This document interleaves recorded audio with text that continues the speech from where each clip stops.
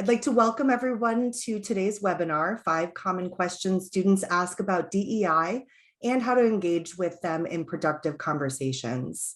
This 1-hour webinar is being recorded and archived for future viewing, and we will be sending out a link to view it and to access any slides that are shown to all registrants in the coming weeks.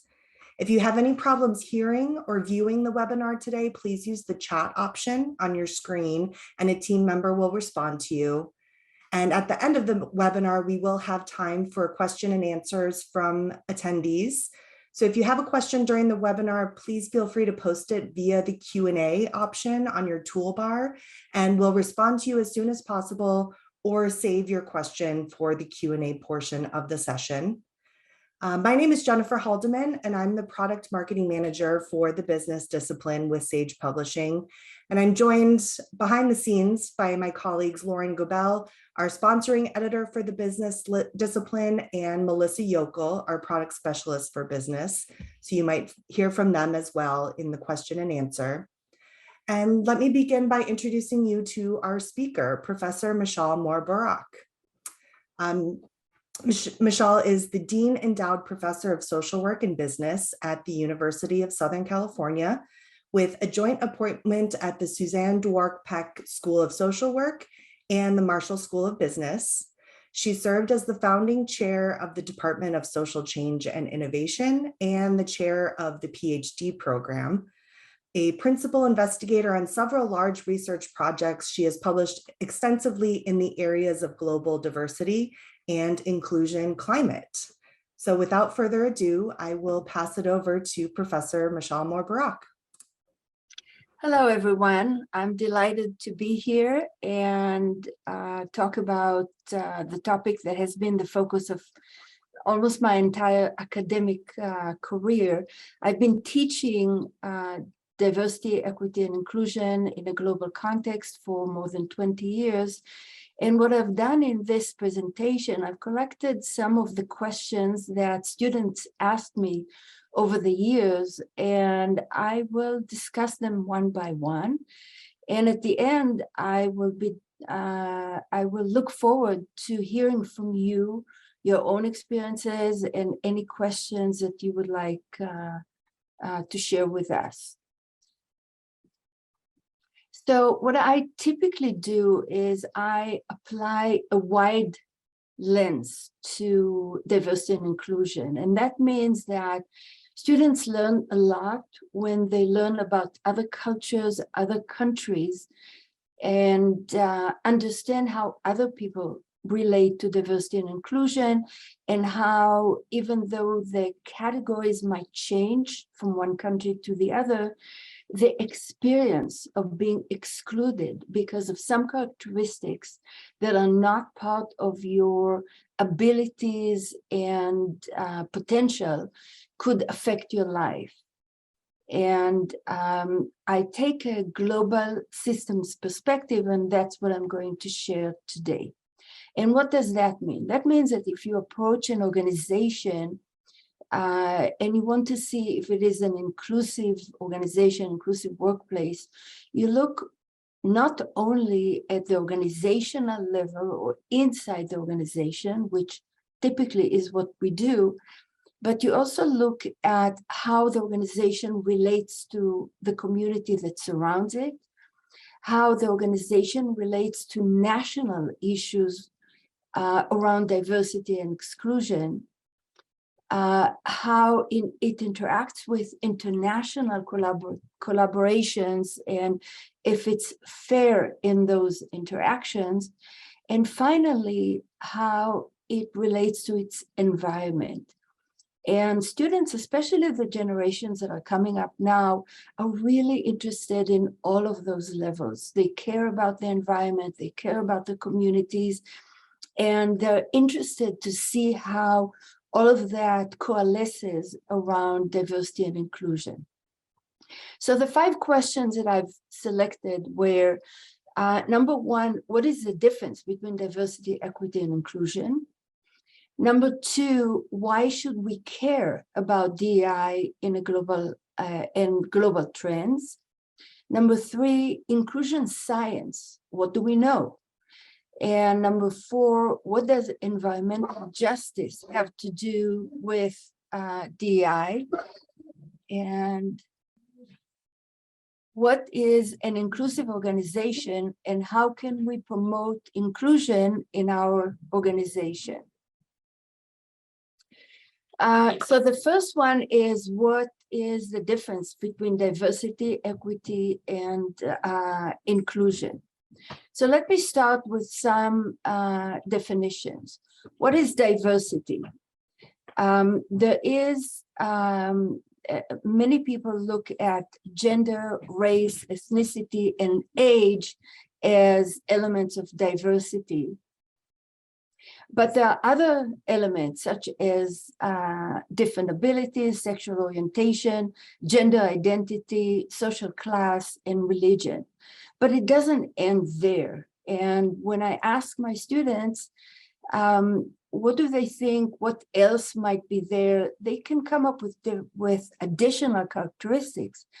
What is really relevant is that diversity is different in different countries, in different environments, in different times in history, and in different contexts. So as an example, you can see this sign that was pretty common in the United States: help not wanted, but Irish do not need apply. There was discrimination against the Irish. There was discrimination against the Italians, the Jews, and some of those groups are today lumped as white and privileged. But you can see that things can be different at different times in different contexts. And the other question is, what does diversity mean in other countries? Some of the students say, well, in Asian countries, Korea, they don't have diversity. Yes, they do. But from our perspective, in the United States, they don't have the typical categories that the Census Bureau has identified. So it's important to understand the fluidity and the context of what it means that we have diversity. And so I came up with a definition that is more global and can apply to different environments. And diversity, according to this definition, refers to perception of distinct categories in society that have a perceived commonality within a given culture or national context. And this is really important, can impact potentially harmful or beneficial outcomes, such as job opportunities, treatment in the workplace, and promotion prospects, irrespective of job-related skills and qualifications. So diversity is not just benign differences, but these are differences that makes a difference in our lives and in potentially in our livelihood. So if you look at the different categories, and you can see that there could be many more, what is important is, and that's how exclusion or inclusion is connected to diversity, is the experience that is related to that in terms of access to power, access to opportunities, discrimination, and hate crimes. So that's how diversity and inclusion or exclusion are related to one another. And the definition of inclusion is that it refers to an individual sense of being part of the organization system in both the formal processes, such as access to information and decision-making channels, and the informal processes, such as hall conversations and lunch meetings, where information and decision take place informally. We should add that now, in the age of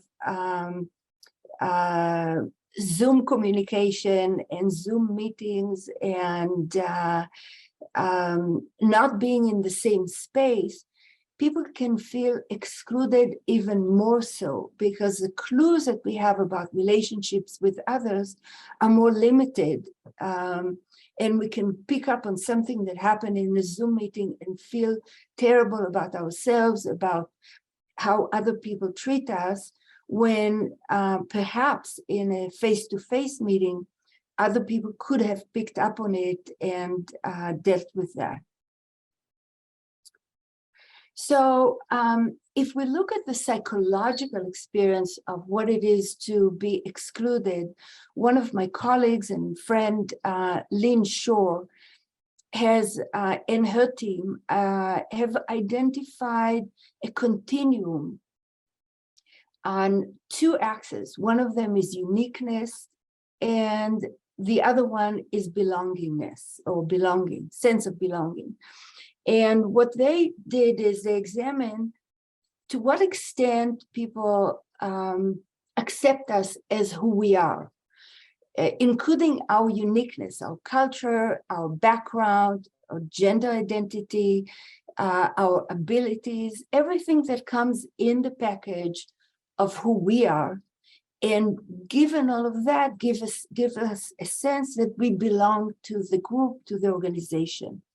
And if you look at those two axes, there are four quadrants. The first one is inclusion. And that is when people see me as who I am and accept me and value me as who I am. The second one is exclusion. They don't see me, they don't realize who I am, and I don't feel like I belong here. The third one is assimilation.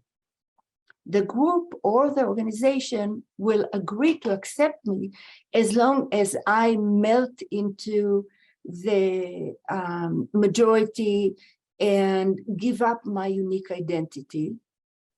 And that includes changing your hairstyle, changing the way you talk, the way you walk, the way you dress, hiding some of your original ideas that might be related to your cultural identity, and so on. And the fourth one is differentiation or tokenism. People see me as my uniqueness, but don't give me a sense of belonging. Oh, you're so special. Oh, you're the only woman in the group. What do you think women think about this topic? So you feel that they see your uniqueness, but you're not part of the group. So that's an interesting way to look at the psychological experience of inclusion or exclusion. So inclusion is the ability to bring your entire self to the workplace. Finally, the last term that I want to identify is equity. The quality of being fair and impartial, ensuring that everyone has access to the same treatment, opportunities, and advancement. And those two pictures can symbolically identify the difference between equality and equity. Equality is when you give everyone the same bench, but for some people, it gives them a huge advantage. For some, it gives them just enough to see and participate, and some are completely excluded. Equity is when you give everyone the leverage that they need to have a fighting chance, a good starting point. So my next question that I typically hear from students is, why should we care about global DEI trends? We live in the United States, we work in California, Nevada, that's what we care about.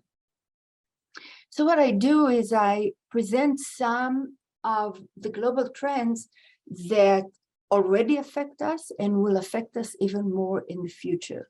So the first one that we should look at is worldwide population trends. If you look at the beginning of the 20th century, the entire global population was 1.7 billion. Thanks to advancement in medical services, especially in developing countries, the population of the world almost doubled itself by the middle of the 20th century. In the beginning of the 21st century, it doubled again to 6 billion. The projections for the middle of this century, 2050, are 9 to 11 billion. What that means is this tremendous growth in the population needs to be met with economies that are able to sustain and provide livelihood to all of those people. And so if the world were a village of 100 people, 13 of them would be living in North and South America, 12 will be Europeans, 13 Africans, one would be living in Oceania, and 61 in Asia. So you can see a difference in populations and areas where they reside. In order to understand the global economy and migration, I often talk to my students about communicating vessels. The water will rise to the level, to the same level in any of the vessels that are communicating, that are linked. And the same thing happens in the global economy of today. It's much easier for people to move from one place to another. Transportation is easier. And when there's need for workers in some areas, they tend to gravitate in that area in order to provide livelihood for themselves and their families. So one example is Mexico. Every year, the same number of young people reach adulthood in Mexico as in the entire United States. But the economy of Mexico is 1/10 of that of the United States, and therefore people are forced to migrate in order to provide for themselves and their families. The same thing happens in Africa, and there's a tremendous migration from Africa into European countries. And so you can see that due to high birth rates, low mortality rates, and high unemployment in developing countries, there is a push from those countries into the more developed countries where there's the economies are stronger and there's need for workers. A complementary trend happens in developed countries. And so Germany, for example, has a very low birth rate. The fertility rate has plummeted to 1.38. Demographers consider 2.1 as replacement, population replacement rate. So that's much below replacement rate. And if they don't absorb immigrants, their economy will have to shrink as a result of that. And so you can see that Germany, as an example, has one of the highest migration rates in the world. They absorbed many refugees from Syria, from other countries around the world, and have welcomed immigrants into the country. And so the demographic trends in industrialized, developed countries are that they have low birth rates, increased longevity, and low ratio of retirees to workers. And so in order to maintain the same level of economic activity, they have to bring in migrant workers in order to fill in the jobs that are available. So if you put the two trends together, you can see that there's a push from developing countries, there's a pull from developed or industrialized countries, and there's an unprecedented movement of people around the world. What is challenging with that, even though the economical and demographic explanations make sense, the challenge is that people come with their unique language, with unique culture. And some people in the host countries feel threatened. They feel that their unique identity as a nation might be threatened by the immigrants, and their resentment, especially during hardship and difficult economic times like we go through now. But the result is that we have more diversity within each of the countries that until several decades ago were much more homogeneous than they are now. The last trend that I want to describe is the gender imbalance. And that's a whole new trend in the global experience. The natural birth rates is such that we have almost equal numbers of boys and girls in every nation around the world, and this has been genetically or hereditarily the trend always, to make sure that there's a balance between the genders. What we've seen in the last century, I'd say maybe 50 years, is that in countries that have premium of having boys, families want to have boys more than they want to have girls. There's a intervention through selective abortions, through infanticide, through all kinds of methods that skews the general balance of the genders. And I want to highlight especially China. In China, you can see that's the first line here. If the balance between the genders is the orange line, they're now at more than 120 births of boys surviving to 100 births of girls. That's to some extent due to the one-child policy that has been in existence until recently. But what that creates is societies, and you can see that that happens in other countries as well, but not to the same extent. So it creates what we call male surplus societies. And the reason I presented this chart from 2000 to 2005 is that these boys are now reaching maturity. And it's unlikely that quite a few of them will find mates and be able to have families and have fulfill their expectations. So what will happen to those male surplus societies? What will happen to all those frustrated expectations and hopes of these young men? We don't know, because we've never experienced anything like that before.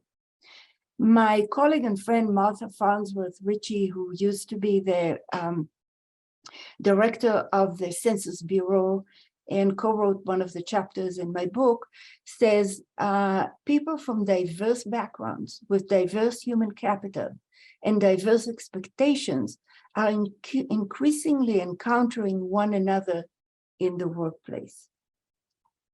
So the third question that students ask me is inclusion science. What do we know?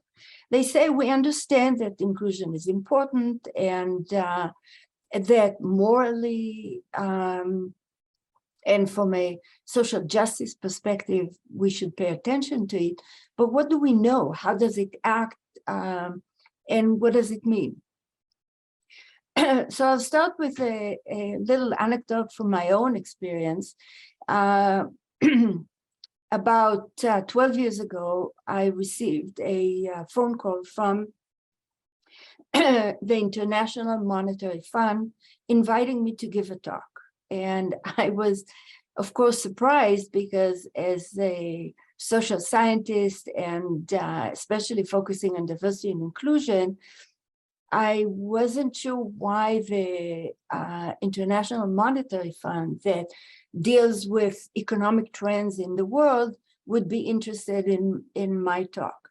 It turned out that the International Monetary Fund, whose main reason for existence is to prevent financial crisis like the Great Depression that occurred in the 1930s, and that's when they were, the idea of the International Monetary Fund emerged. They failed to predict the financial global crisis of 2008. With all of its remarkable, brilliant macroeconomists, No one foresaw that. And so the IMF, like a good organization, created an investigation and put up a report on the IMF performance in the run-up to the financial economic crisis. And they examined themselves. And one of the conclusions they came up with was that they didn't have enough diversity of thought. They didn't have enough diversity of perspectives, and they didn't encourage that diversity of perspectives. And if you don't have diversity of perspectives, it's hard for anyone to challenge a convention.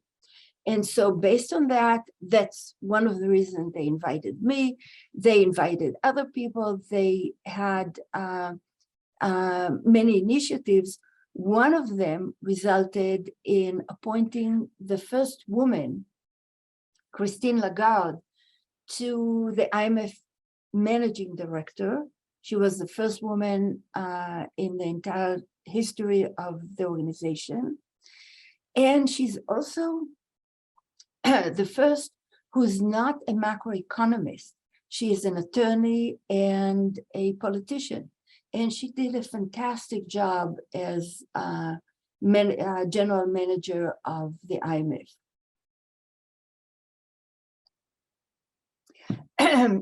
So when the research on diversity and inclusion just emerged in the 1980s, 1990s, there was a convention that diversity makes good business sense. If you just bring people from different cultures, different perspectives, races, genders, gender identity, ethnicities, you'll get different opinions and you'll have more creativity, and therefore your business will thrive and do much better.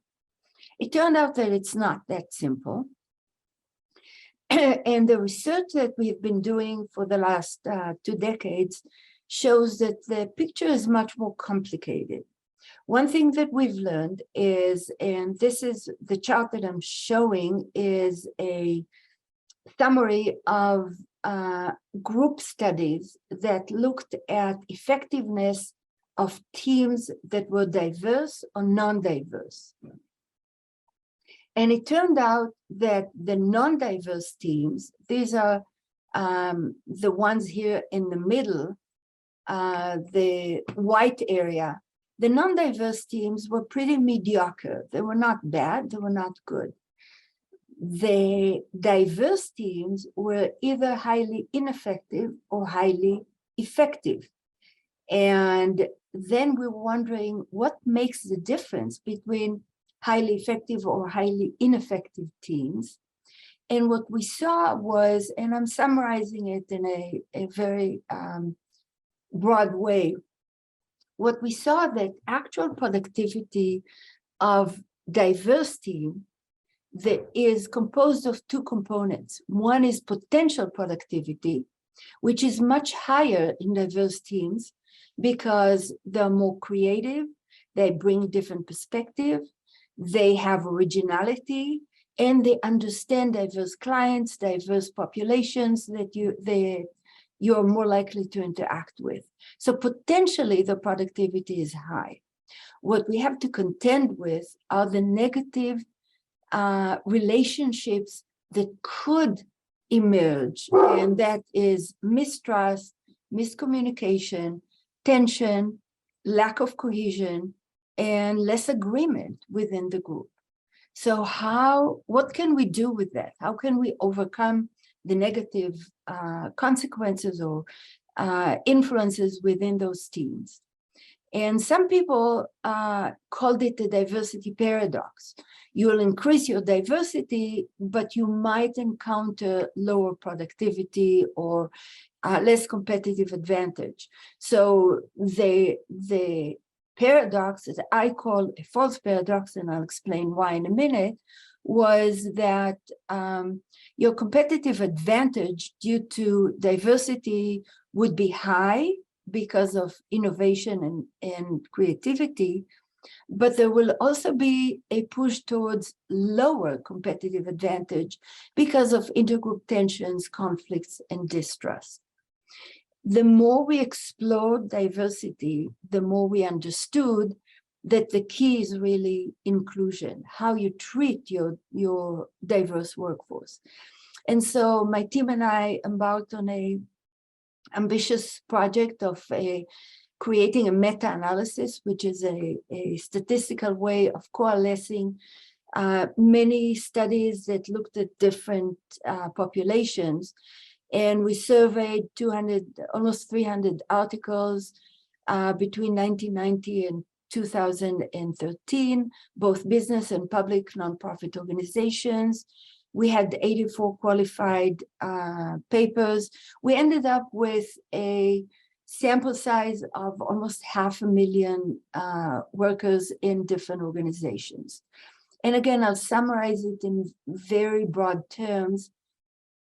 What we found is that what we've seen before too is that diversity can bring a lot of potential beneficial outcomes, such as job satisfaction, creativity, organizational commitment, retention, but it can also increase detrimental outcomes, such as job stress, emotional exhaustion, intention to leave, absenteeism, and turnover.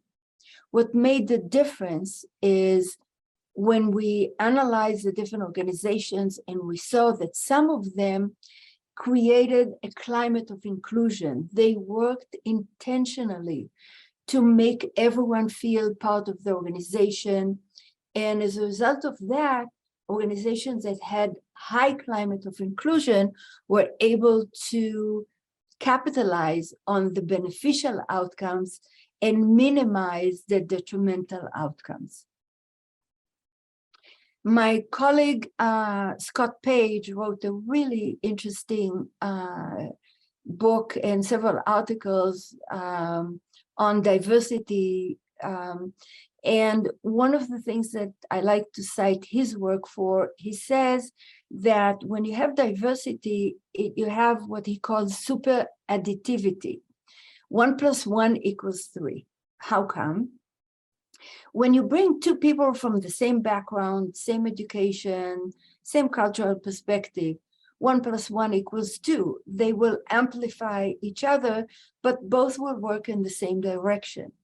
When you bring two people from different perspectives, different schools, different disciplines, different cultural perspectives, different life experiences, when they interact with one another, they create a third entity. And that third entity, which is the interaction between them, could bring about new things that you wouldn't get otherwise. And therefore, he says, 1 + 1 = 3. The fourth question that I get from my students is, what does environmental justice have to do with DEI? Students coming up now are really interested in environmental studies, justice, and you can see the quality of the water in Flint, Michigan, and what happened in Michigan can serve as one example how environmental impacts, environmental disasters affect the poor and the people from underrepresented groups much more than the affluent people who have the means to fight for themselves, to avoid situations like that, or to move away. And therefore, environmental justice is related to diversity because the people who are most affected by it are the people who have the least resources in our culture. And as another example, Cesar Chavez is recognized as one of the first environmentalists because he emphasized the toxic effects of pesticides on farm workers and their families when most people either didn't know about it were not aware of it or didn't want to deal with it. And his United Farmer Workers made health and safety a central demand to protect workers. Ban Ki-moon, the former UN Secretary General, connected diversity and inclusion. He said, environmental justice. He said, saving our planet, lifting people out of poverty, advancing economic growth. These are one and the same fight. We must connect the dots between climate change, water scarcity, energy shortages, global health, food scarcity, and women's empowerment. Solution to one problem must be solutions to all. And it's important to note that those who contribute the least to climate change are affected by it the most. And therefore, combating climate change is a matter of social justice. The fifth and last question that I get from students is, what is an inclusive organization and how can we promote inclusion in our workplace? The lovely picture that I'm presenting here is the West Point class of 2019 that had the largest number of African-American women graduate in the history of West Point, and was a source of great pride to the organization and to everyone who cares for diversity and inclusion. So an inclusive workplace organization, I created a model that describes what inclusive organizations are. These organizations that value and utilize differences within their workforce. But that's only the first step. The next one is to cooperate and collaborate with the surrounding community, to care about the community and work together with respect and collaboration. The third element is to collaborate on a state or country-wide level to alleviate the needs of disadvantaged groups in the wider community. And in my book, I give examples of how these initiatives benefit not only the community or the disadvantaged groups, but the organization itself. We have accumulating research that demonstrates that organizations, business organizations, benefit from those. It's not only altruistic. The fourth element is to collaborate fairly across national and cultural boundaries. So when organizations work with international environments, they do it fairly and caring for social justice. And the last one is caring for the environment, promoting sustainability, environmental justice, not only avoiding pollution, but also helping and enhancing environmental justice. And then students ask, so what are the stages? And the stages are, if you work within an organization, and that could include your school as well, is to do a self-study assessment to assess diversity and climate of inclusion exclusion, to create a strategic plan of action, to work to implement it in a methodical way, to get feedback from everyone involved, and then it leads again to self-study. So it's a continuous process. You never reach an equilibrium in that respect. It's a continuous effort. I'm going to end with another personal story. When I was 8-year-old, I visited a cousin who had a house overlooking the Mediterranean, and they had a beautiful garden with lots of flowers. And as 8-year-olds would do, we collected the flowers and put them in jars by color. And we ended up with a beautiful collection of jars of different colors, all the reds in one jar and all the yellows in another and all the blues in another. And then we got the brilliant idea that only 8-year-olds could have. If we put all of those beautiful colors together, it must end up with a magnificent color, right? Obviously wrong, because the end result is gray. And that serves as a metaphor for me that like colors, when people are forced to blend and give up their unique characteristics, the result is a dull gray. But allowed to display their true colors, they shine brightly and together create an inspiring work of art. So I want to thank you, and I'm happy to answer any questions. Thank you so much, Michelle. As I noted at the beginning of the presentation, you can use that question and answer feature to pose any questions. We do have a couple that have come in already.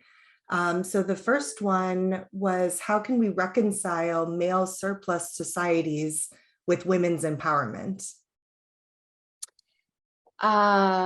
Whoa, that's a good question. We don't have any experience with male surplus societies. We do know from some anecdotes within China, and some of you may have seen it, recently there were increasing cases of harassment of women in China. The common wisdom before was, oh, if you have fewer women, they will have more power in society.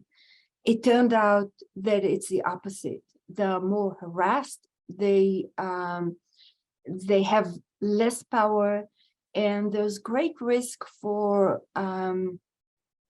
personal harm, physical harm, more rapes, more, and so I don't know how that will happen. I think that the most important thing is for those societies to work very hard to promote the value of girls in their society, in order to fight the narrative that having a son is better than having a girl, than having a daughter.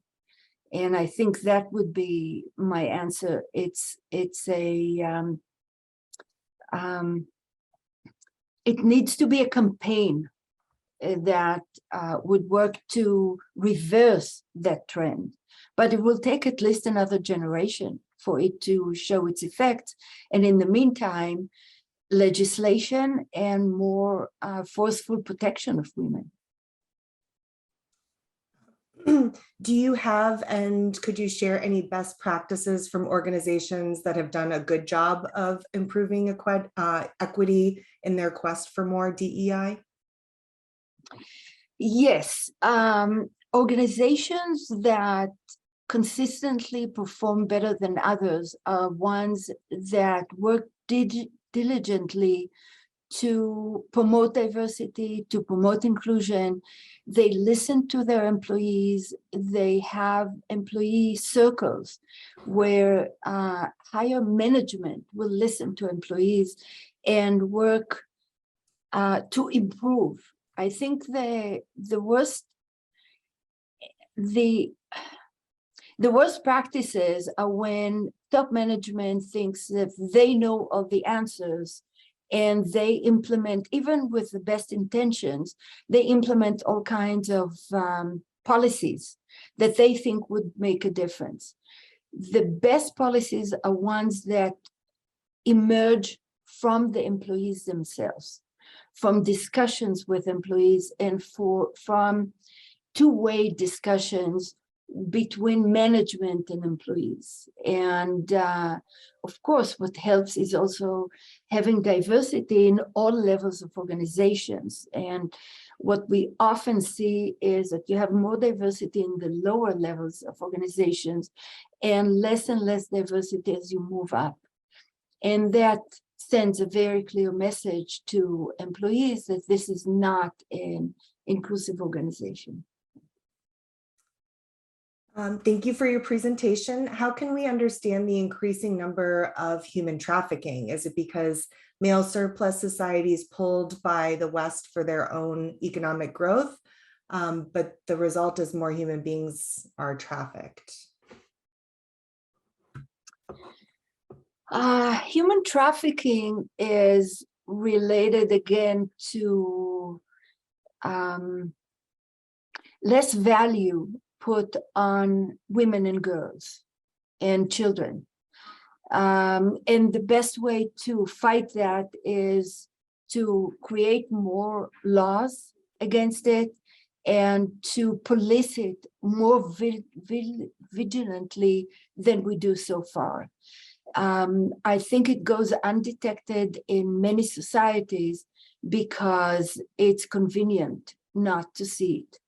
And I think that the laws that promote diversity and inclusion should also work to fight the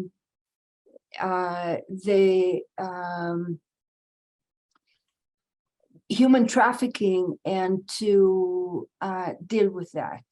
I can see a clear connection between societies that do not put those laws in place, and even if they do not enforce them, and human trafficking. For those who do not teach specific DEI courses, students often ask for specific steps to take. Do you have suggestions for making inclusive classrooms, or is it more important to consider who you are and what you value rather than steps you should take? Yes, that's a great question. I think that any class that you teach should focus on and include elements of diversity and inclusion, be sensitive to that. I'll give you an example from my own experience where I made a terrible mistake, but I learned from my students.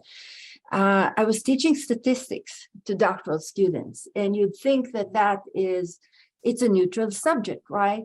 But I had examples of when I wanted to teach probability, and my examples were typical probability problems. If the probability of having a boy or a girl at birth is such, what would be a probability of having 4 boys and 3 girls, 3 boys and 2 girls, and so on? Seemed like a very benign example that is used in many statistics books. I had a student who came to us and said that they were offended because they identified as non-binary. And by having those examples, they felt that I was not inclusive. And I thanked the student and I learned from that and I changed all of my examples. And so what I'm saying is the identification of diversity and how we treat it changes. And there's a lot that we can learn from our students with that respect, and that can emerge in any class that you teach, even in a statistics class. What are your thoughts on the value of assimilation for survival and success of immigrants from the immigrant point of view? Yeah. Great question. As an immigrant myself, I can empathize with the need and the pressure to be like others in order to be accepted. I think it's a process that all of us as different societies need to go through in order to allow people to be themselves in a culture. Of course, any country will have certain laws that everyone has to abide by. So we're not talking about abiding by laws, but feeling the pressure to assimilate. I think that the more society diversifies and the more people see people from different cultures, different countries, different accents, different looks, the more we see that and the more we normalize it, and hopefully the pressure to assimilate will subside. Thank you. So in the US, we're seeing a reversal of diversity and inclusion in political arenas, recent Supreme Court decisions, party polarization. How does prejudice and bias play a role? Yeah. Yes, that's very troubling and difficult. I will say something very broadly in terms of how I deal with those issues in the class. I don't talk about politics, but I do talk about policies. And I make this distinction very clearly. I don't take a political position, but I do talk about different policies. And I also talk about the tension within the notion of diversity and inclusion. In one of my classes, I cover the Declaration of Human Rights of the United Nations. And the Declaration of Human Rights of the United Nations has different items in it. One item is declaring every person's right to express their identity, their religion, their sense of who they are in the best possible way. And a different item, there are many items, but I'm focusing on those two. A different one talks about equality between people, regardless of race, ethnicity, gender, and so on. If you look more closely, those two items that reading each one of them by itself, you would wholeheartedly agree with, there's some tension between them. So for example, if a certain religion has as its foundation pre-prescribed roles for men and women, an exclusion of other genders, how do you reconcile that with respect for that religion on the one hand and equality on the other? And I think that what we see now is some of those struggles played out in public.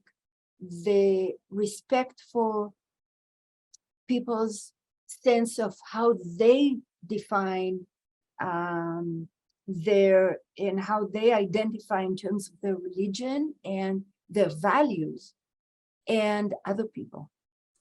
And as a society, we'll have to land in a certain place where the majority agrees. And that's the struggle we experience now. So I think that if a question like that emerges in a class, if you highlight the internal tensions, it might help students understand it better, not necessarily accept it, because people have strong ideas of how society should be. And all of us, each one of us had those perspectives. But if you understand where the other people are coming from, I hope that we'll be able to negotiate some things that work better for everyone. Thank you. Great. And so what is the future of DEI research, or what is still unknown that needs to be researched in the area of DEI? Yeah, there are lots of exciting areas for research. One of them that I'm exploring now is what we call the decoupling, policy practice decoupling. If you look at the declarations of most of the large organizations, including your own university, they always have some declaration about respect diversity, we encourage a climate of inclusion, we're all about diversity, equity, and inclusion. And these are wonderful declarations. The question is, are they translated into actions that really make a difference. And what we are exploring now is how to measure those discrepancies. We call it decoupling, and how to assess how well organizations walk the talk. And so, and this is really important because the students that you have in your class, in your classes, are looking for jobs at some point in your career, in their careers, and they would like to be able to assess organizations in terms of how well they're doing with diversity and inclusion. Judging just by the website itself doesn't give you the full picture. So from a research perspective, we would like to understand that decoupling or discrepancy, how to measure it, and how to help organizations close those gaps.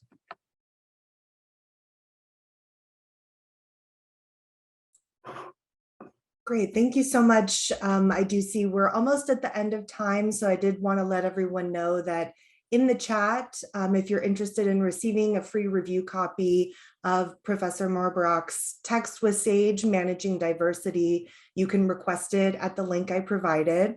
We'll also be sharing some, I will also be sharing the recording and the slide deck, as well as a link to that book product page in a follow-up email in the coming days. I do see that there have been a couple additional questions, so I can provide those to Michelle and she can hopefully respond to those separately, because I do want to honor everyone's time. But thank you so much for attending this SAGE webinar, and we look forward to having you at a future SAGE Talks event as well. So thank you again, Michelle, for your time and insights, and thank you everyone for attending. Have a wonderful weekend. Thank you. Thank you. And thank you, SAGE. And thank you to everyone who attended. Thank you. Bye-bye. Bye.